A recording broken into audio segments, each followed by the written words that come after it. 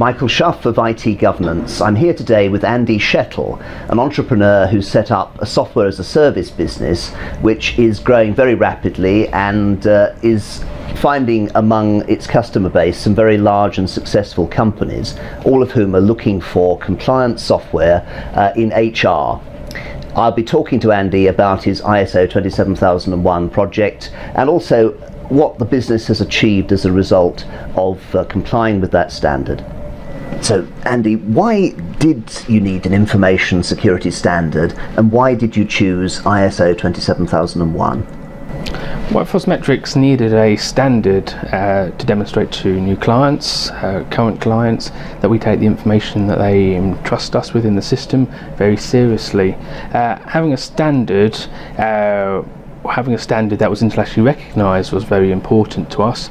Quite often on documents, clients might say is, do you have ISO 27001, or what standard do you have, or what is your policy towards this? So by being able to demonstrate ISO 27001 to our clients was very important. Also, when you're doing a presentation to a client, you can confidently say we're ISO 27001 accredited, meeting international best practice in information security management. So it's a very, very powerful and gives a lot more confidence when you're doing a demonstration that you're not on the back foot the whole time. You're actually saying, no, we are accredited and very proud to be. How do you see ISO 27001 helping your business, but also how do you see it helping your customers? Workforce Metrics holds lots of information on employees, so sensitive information like employee demographics, like their age, their gender, whether they've got a disability, their ethnicity, amongst other fields. Having the standard really helps us demonstrate to clients we take it seriously, and then we know that they then believe that what we're saying is actually going to happen and take place. When we say that we are ISO 27001 certified, we have lots of different controls in place to mitigate risks. Those risks should be around disaster recovery, business continuity, encrypting of information, how we handle information, and how we may send information to clients. Or what we might say is that we'll actually send you that information, we'll upload it to the support portal, which is a secure area, and you can download it. So I think it gives us a very strong competitive advantage having ISO 27001. Some people say that ISO 27001 is just too big, too unwieldy for companies of your size, SME companies. What do you say to that? I disagree. I think ISO 27001 is for any organisation. People might not think that. Very large organisations have ISO 27001, multinationals, but for a multinational they're going to have very, very complex ISMS workbooks to go through. They've got to maintain that across multiple jurisdictions with multiple laws. Some may be conflicting, so they have it very, very, very difficult for them, I would suggest. And then where people think for an SME it's a challenge and difficult for them to have it, I disagree. If you're a fairly straightforward company and you haven't got hundreds of locations and tens of thousands of employees, as an SME wouldn't, it can be straightforward and you can apply ISO 27001 as required for your business. It's contextual. So if you only have 5 employees in one location, then it shouldn't be that difficult for you. Whereas if you are 1,000 employees in 20 different countries on 5 continents, yes, it will be more time consuming. So no, I think for SMEs it's just as relevant as it is for large organisations. Was the pathway to ISO 27001 certification expensive? How much did it cost you? The certification, the whole process, including audits, was probably around under 6,000 mark. So with IT governance, it was a bit below 5,000, and within that included a week's training course as lead auditor for ISO 27001. So it's not just a case of let's help Workforce Metrics achieve ISO 20001. It was let's work with Workforce Metrics achieve 27001 so they can stand on their own 2 feet afterwards, and then look at how they can then maintain it going forward. So no, I don't think it was. Would I say it's expensive? It is a cost for an SME that they need to find, but I think longer term the benefits will repay itself many times over. What were the benefits of using an experienced consultant from IT governance to help you with the project? Starting off the overall project, ISO 27001 project, while Workforce Metrics had a good idea around what may be included or what needs to be thought of, a lot was already in place but not necessarily thought that it was in place. Experience was really invaluable to get us moving forward on the project, as without it I think we'd still be here 6 months from now, still looking to gain certification.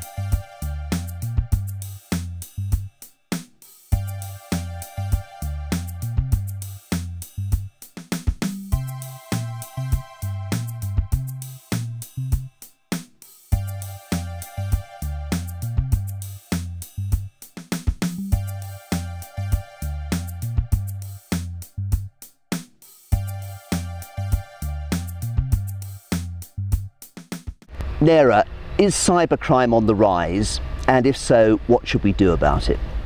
Yes, cybercrime is definitely on the rise because technology adoption is on a relentless upward path. So much so, in fact, that more traditional methods of committing crime have either been abandoned or adapted to take advantage of new technology. So let's take the example of the old, very well-known 419 scam. It used to be the realm of con artists, and then they took advantage of postal services, and then they took advantage of email, and then now they're taking advantage of social media. But it's still the same old scam. It's just taking advantage of technology for mass broadcast. So no wonder ID theft is the more predominant type of fraud in the UK. So we have to look at the environment. Organizations have to know what they're about. With technology adoption, with cloud, with hyperconnectivity, with the Internet of Things, with mobile and everything else, cybersecurity is no longer an IT matter, but a business imperative. Can you explain, Nera, to a business audience what PCI DSS is? Why should we care? Well, organizations should only care if they care about their assets. As I said before, it's about knowing what you can afford to lose. So looking at the PCI DSS, and as you pointed out earlier, I've always been a very big advocate, as well as other standards such as ISO 27001, but the DSS is a very good set of security controls, a very good set of data security controls. Having said that, the DSS is a minimum requirement. It's about establishing a baseline. Why should organizations care? It shouldn't be looked at as a set of control in isolation, because the DSS, after all, is about protecting cardholder information. So all in all, the PCI DSS should be looked at as part of an overall risk management framework. So then, Nera, do international standards have a role to play in fighting cybercrime? Definitely. Everyone needs a good framework. So I particularly favour ISO 27001, new revision 2013, excellent. There are lots of new evolutionary things that cater for the evolution in our overall environment. But there are many other standards. We have obviously the UK Cyber Hygiene Profile trying to establish a baseline. Over the Atlantic, we've got the NIST Cybersecurity Framework, again trying to establish a baseline. But I'd like to see us go back to standards and frameworks that are internationally recognized, such as ISO 27001 and others.